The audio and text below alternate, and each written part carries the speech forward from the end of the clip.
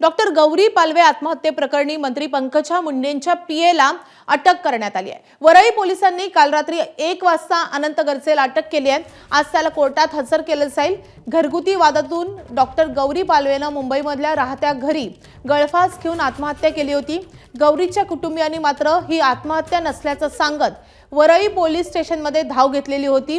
अनंत गरजेसह त्याची बहीण शीतल गरजे आंधळे, धीर अजय गरजे या विरोधातही आत्महत्येस प्रवृत्त करणं, सासरकडून क्रूरतेची वागणूक देणं आणि धमकावल्याच्या आरोपाखाली गुन्हे दाखल करण्यात आलेले होते। याच वर्षी फेब्रुवारीमध्ये अनंत गरजे आणि गौरीचं लग्न झालेलं होतं। मात्र अनंतचे बाहेर अनैतिक संबंध असल्यामुळे दोघांमध्ये सतत वाद व्हायचे, मारहाण केली जायची असे आरोप आता पालवे कुटुंबियांनी केलेत आणि या वादातूनच गौरी पालवेनं टोकाचं पाऊल उचलल्याचं म्हटलं जातंय। दरम्यान आज गौरी पालवेच्या पार्थिवावर अंत्यसंस्कार केले जाणार आहेत।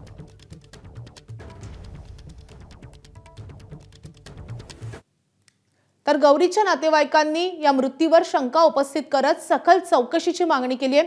नेमकं त्यांचं काय म्हणणं आहे आपण पाहूयात।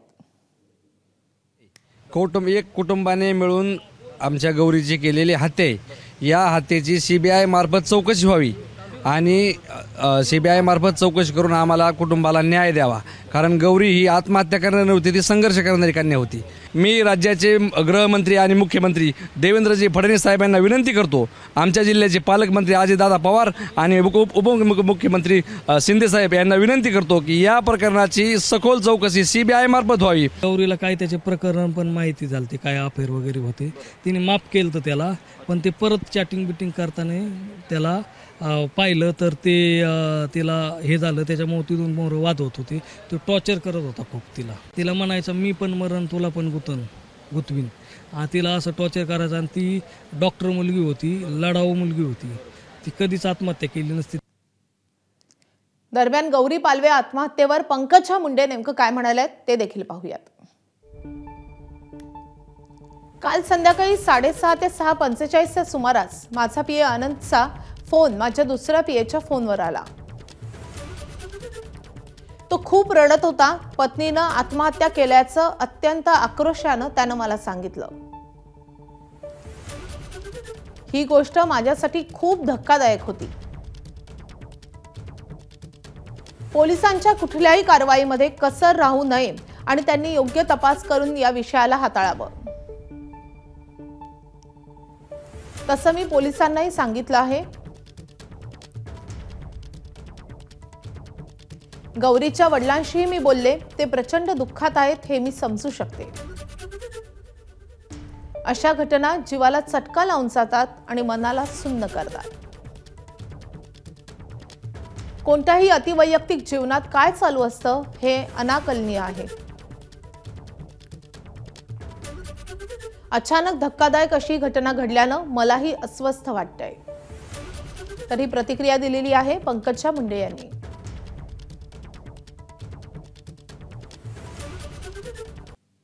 दरम्यान गौरीच्या आत्महत्येसंदर्भात गुन्हा दाखल झालेला पती अनंत गरजेनं माझाला दिलेलं स्पष्टीकरण आपण पाहूयात। अनंत गरजेचं काय स्पष्टीकरण आहे तर तो म्हणतोय, घटना घडली त्यावेळी मी घरी नव्हतो। घरी पोहोचलो तेव्हा घराचे दरवाजे आतून बंद होते। घाबरून 31व्या मजल्याच्या खिडकीतून मी 30व्या मजल्यावरील घरात प्रवेश केला। घरात प्रवेश केला तेव्हा गौरी गळफास घेतलेल्या अवस्थेत आढळली। गळफास घेतलेल्या अवस्थेतून गौरीला खाली उतरवून मी तातडीनं रुग्णालयात नेलं।